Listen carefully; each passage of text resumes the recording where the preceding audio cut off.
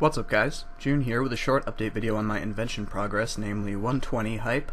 Finally reclaimed my trimmed completionist cape, which I'm pretty excited about, and I think I'm going to stop grinding invention out at this point and just get the rest of the way to 200 mil from siphoning equipment that I would normally use for high level PVM and stuff while I go after the insane final boss title. I must say that I'm really highly pleased with the gains of the Airut method, and I know I've talked about a bunch of them previously, but look at all the Airut masks I managed to accumulate over the past week or so, and this is going to hugely stockpile Slayer points for me, which will be useful when I go for 200 mil, and also for getting rid of most tasks so that I can focus on Edimu so I can try and get that pet as well. I also want to offer a special thank you to Airut Loots, who is a viewer that I met just before I got 120 hopping around in the Mazcab location, because shortly after I got 120, I was able to trade them a whole bunch of the Airut mask pieces and complete all of the ones that I had disparate amounts of, so I got a ton more Slayer points as a result of that, so big thank you there. Additionally, over this week-long grind, I managed to accumulate a total Airut kill count of 20,064, and that's almost exclusively from this method. I almost never did these for Slayer previously.